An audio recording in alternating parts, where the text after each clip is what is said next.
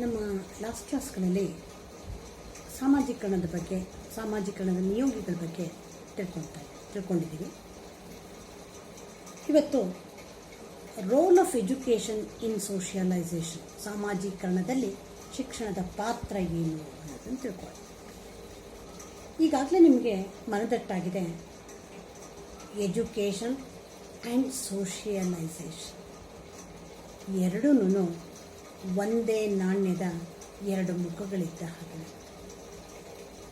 Through education will attain socialisation, ಅಥವಾ ಶಿಕ್ಷಣದ ಮತ್ತೊಂದು ಸಾಮಾಜಿಕ ಮುಖವೇ ಸಾಮಾಜೀಕರಣ. ಒಬ್ಬ ಮನುಷ್ಯನಿಗೆ ಎರಡು ಹುಟ್ಟುಗಳಿವೆ. ಒಂದು ಜೈವಿಕ ಹುಟ್ಟಾದರೆ ಎರಡನೇದು ಸಾಮಾಜಿಕ ಹುಟ್ಟು. ಜೈವಿಕ ಹುಟ್ಟನ್ನು ತಾಯಿ ಕೊಟ್ಟರೆ ಸಾಮಾಜಿಕ ಹುಟ್ಟನ್ನು ಶಿಕ್ಷಣ. ರಕ್ತ ಮಾಂಸ ದೇಹಗಳನ್ನು ತಾಯಿ ಕೊಟ್ಟರೆ, ಹೆರಿಡಿಟಿ ಕೊಟ್ಟರೆ,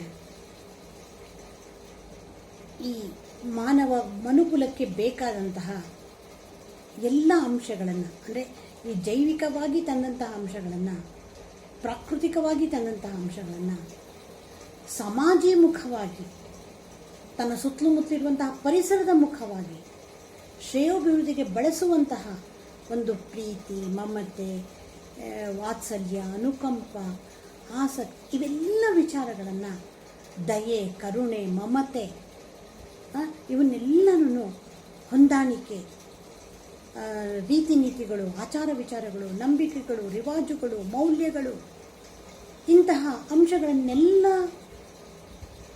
ನಾವು ಸಾಮಾಜೀಕರಣ ಅಂತ ಹೇಳ್ತೀವಿ. ಅದನ್ನು ಮಾಡೋ ಕೆಲಸ ಯಾವುದು? ಶಿಕ್ಷಣ. ಸೊ ಶಿಕ್ಷಣದ ಮುಖಾಂತರವಾಗಿ ನಾವೇನಾಗ್ತಾ ಹೋಗ್ತೇವೆ? ರಿಫೈನ್ ಆಗ್ತಾ ಹೋಗ್ತೇವೆ. ಸಾಮಾಜೀಕರಣ ಹೆಚ್ಚು ಹೆಚ್ಚು ಹೊಂದುತ್ತಾ ಹೋಗೋದಕ್ಕೆ ಶಿಕ್ಷಣ ಒಂದು ದಾರಿ.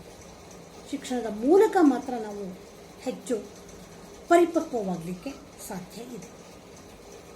ನಮ್ಮ ಶಿಕ್ಷಣ ರಂಗದಲ್ಲಿ ಶಿಕ್ಷಣ ಮಾತ್ರನೇ, ಅದಕ್ಕೆ ನಾವು ಹೇಳ್ತೀವಿ ಶಿಕ್ಷಣ ನಿಮಗೆ ಗೊತ್ತಿರೋ ಹಾಗೆಯೇ ಇದು starts from birth and ends in death.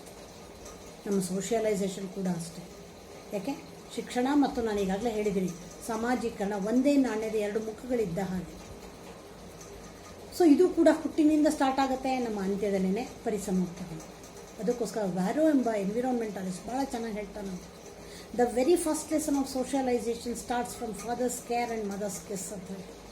ಅಂದರೆ ಮೊಟ್ಟ ಮೊದಲನೆಯ ಸಾಮಾಜೀಕರಣದ ಪಾಠ ಎಲ್ಲಿಂದ ಪ್ರಾರಂಭ ಆಗುತ್ತಂತಂದರೆ, ತಾಯಿ ನೀಡುವ ಪ್ರೀತಿಯ ಸವಿಮುತ್ತು, ಮೊದಲನೆಯ ಸವಿಮುತ್ತು, ಹಾಗೂ ತಂದೆ ನೀಡುವ ತೋರುವ ವಾತ್ಸಲ್ಯಪೂರಿತ ನೋಟ ನೋಡಿ ಅಬ್ಸರ್ವ್ ಮಾಡಿ ಡಿಫ್ರೆನ್ಸ್ಗಳನ್ನು ಟಚ್, ಅಲ್ಲಿ ಬರೀ ಸಿ ವ್ಯೂ. ಎಂತಹ ಅದ್ಭುತ! ಅಲ್ಲಿ ಏನಾದರೂ ತೊಂದರೆಗಳಾದರೆ ನಮ್ಮ ಮನಃಶಾಸ್ತ್ರ ಪಿತಾಮಹನಾದಂಥ ಸಿಗ್ಮಂಡ್ ಫ್ರಾಯ್ಡ್ ಹೇಳ್ತಾನೆ, ಫಿಕ್ಸೇಷನ್ಸ್ ಆಗಿಬಿಡುತ್ತೆ, ಸಾಮಾಜೀಕರಣದಲ್ಲಿ ತೊಂದರೆಗಳಾಗ್ಬಿಡುತ್ತೆ. ಅದರಿಂದ ಏನಾಗುತ್ತೆ? ಮುಂದೆ ಪರ್ಸ್ನಾಲಿಟಿ ಡೆವಲಪ್ಮೆಂಟ್ನಲ್ಲಿ ಮಾತಾಡ್ತಾ ಸಿಗ್ಮಂಡ್ ಫ್ರಾಯ್ಡ್ ಹೇಳ್ತಾ ಹೋಗ್ತಾನೆ. ಅದರಿಂದ ಏನಾಗುತ್ತೆ?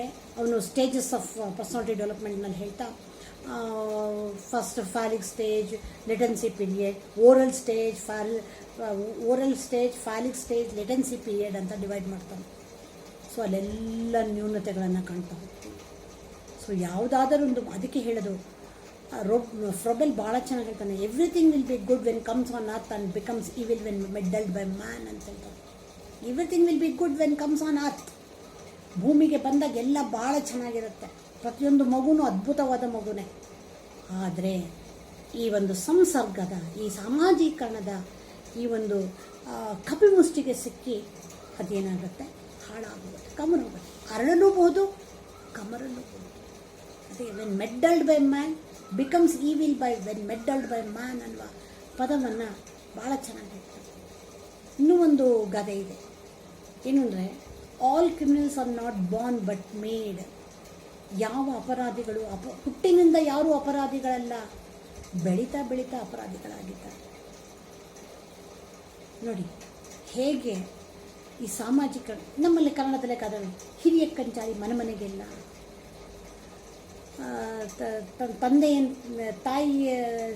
ತಾಯಿಯಂತೆ ಮಗಳು, ನೂರಿನಂತೆ ಸೀರೆ.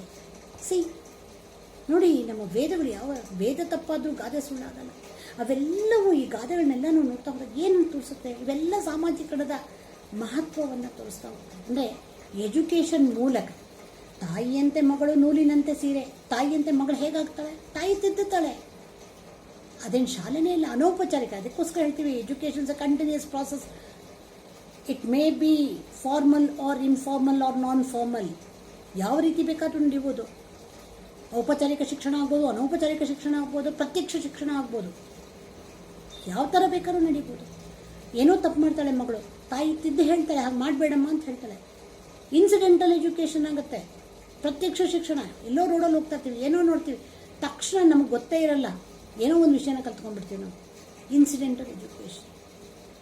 ಸೊ ಹೀಗೆ ಶಿಕ್ಷಣ ಅದರಿಂದ ಏನಾಗುತ್ತೆ? ಅಯ್ಯೋ ಹಂಗೆ ಹೇಳಬಾರ್ದಾಗಿತ್ತು, ಹೀಗೆ ಹೇಳಬಾರ್ದಾಗಿತ್ತು, ಅವ್ರನ್ನ ನೋಡ್ಕೊಂಡು ಇನ್ಯಾರೋ. ನಮ್ಮಲ್ಲಿ ಎಷ್ಟು ಚೆನ್ನಾಗಿದೆ ನೋಡಿ ಗಾದೆಗಳು. ಎಡದೆತ್ತಿಗೆ ಹೊರದ್ರೆ ಬಲ್ದೆತ್ತು ಚುರುಕಾಯ್ತಂತೆ ಅಂತೀವಿ. ಸಾಮಾಜೀಕರಣ ಇದು. ಅಂದರೆ ಅದನ್ನು ನೋಡಿ ಏನು ಮಾಡ್ತೀವಿ ನಾವು? ಕಲ್ತ್ಕೋತೀವಿ. ಇನ್ನೊಬ್ರು ಮಾಡಿದ ತಪ್ಪನ್ನು, ಅವ್ರ ಜೀವನ ಹಾಳು ಮಾಡ್ಕೊಂಡಿದ್ದನ್ನು ನೋಡಿ ಇವನೊಬ್ನು ಏನು ಮಾಡ್ತಾನೆ? ಇನ್ನೊಬ್ಬನು ಚುರುಕಾಗ್ತಾನೆ. ಯಾನೋ ಒಬ್ಬನು ತಿನ್ನೋದು, ಕುಡಿಯೋದು, ಸಿಗರೇಟ್ ಸೇರೋದು ಮಾಡಿ ಜೀವನವನ್ನು ಹಾಳು ಮಾಡ್ಕೊಂಡಿದ್ದಾನೆ. ಅವನು ನೋಡಿ ಇನ್ನೊಬ್ಬನು ಚುರುಕಾಗ್ತಾನೆ. ನಾನು ಮಾಡಬಾರ್ದಪ್ಪ, ಅವ್ನು ಮಾಡಿ ಹಾಳಾಗೋದ, ಅವನ ಥರ ಆಗಬಾರ್ದು ನಾನು. So comparisons. So roll of education ಇದೇನೆ. ಎಜುಕೇಷನ್ ಹೇಳ್ಕೊಡುತ್ತೆ, ನೋಡು, ಹೊಂದಾಣಿಕೆ ಮಾಡ್ಕೋ, ನೋಡು, ಕಂಪೇರ್ ಮಾಡ್ಕೋ, ಕಾಂಟ್ರಾಸ್ಟ್ ಮಾಡ್ಕೋ, ಕಾಂಪೀಟ್ ಮಾಡು. ಈ ಎಲ್ಲ ಅಂಶಗಳನ್ನು ವಿದ್ಯಾರ್ಥಿಗಳಲ್ಲಿ ತುಂಬುತ್ತೆ. ಮತ್ತು ಈ ಎಜುಕೇಷನ್ ಮೂಲಕವಾಗಿ ಔಪಚಾರಿಕ ಇದರಲ್ಲೇ ಬಂದರೆ, ಶಿಕ್ಷಣದಲ್ಲಿ ಬಂದರೆ, ನಮ್ಮಲ್ಲೆಲ್ಲ ಸ್ಕೂಲ್ಗಳಲ್ಲಿ ನಾವು ಸ್ಕೌಟ್, ಗೈಡ್, NCC, NSS ಈ ಥರದನ್ನು, ರೆಡ್ ಕ್ರಾಸ್ ಈ ಥರದ್ದೆಲ್ಲ ನೋಡಿದ್ವಿ. ಇನ್ನು ಹೊರಗಡೆ ಹೋದರೆ ರೋಟ್ರಿ ಕ್ಲಬ್, ಲಯನ್ಸ್ ಕ್ಲಬ್, ಬೇಕಾದಷ್ಟು NGOಗಳನ್ನೆಲ್ಲ ನೋಡ್ತಾ ಹೋಗ್ತೀವಿ. ಇವುಗಳೆಲ್ಲ ಏನು ಮಾಡುತ್ತವೆ? ಇವುಗಳೆಲ್ಲವೂ ಕೂಡ ಸಾಮಾಜಿಕ ಮೌಲ್ಯಗಳನ್ನು, ನೈತಿಕ ಮೌಲ್ಯಗಳನ್ನು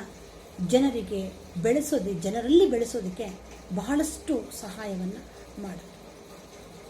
ಮತ್ತು ಶಿಕ್ಷಣದ ಮೂಲಕವಾಗಿ ಏನಾಗುತ್ತೆ ಅಂದರೆ, ಶಿಕ್ಷಣ ಸಾಮಾಜೀಕರಣದಲ್ಲಿ ಒಂದು ಶಿಸ್ತನ್ನು ತರಲಿಕ್ಕೆ ಪ್ರಯತ್ನವನ್ನು ಪಡುತ್ತೆ. ಮತ್ತು ಹೈರಾರ್ಕಿಯನ್ನು ತರಲಿಕ್ಕೆ ಪ್ರಯತ್ನ, ಯಾವುದು ಪ್ರಮುಖ, ಯಾವುದು ಮೊದಲು, ಯಾವುದು ಆಮೇಲೆ, ಇಂತಹ ತಿಳುವಳಿಕೆಯನ್ನು ಬರೋದು ನಮಗೆ ಶಿಕ್ಷಣದಿಂದ ಮಾತ್ರ. ಮತ್ತು ಮಕ್ಕಳಲ್ಲಿ ಒಳ್ಳೆಯ ಒಂದು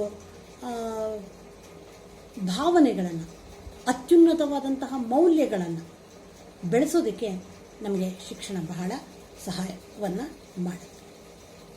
ಒಟ್ಟಿನಲ್ಲಿ ಶಿಕ್ಷಣದ ಮೂಲಕ ಮಾತ್ರನೇ ಸಾಮಾಜೀಕರಣ ಆಗಲಿಕ್ಕೆ ಸಾಧ್ಯ ಇದೆ.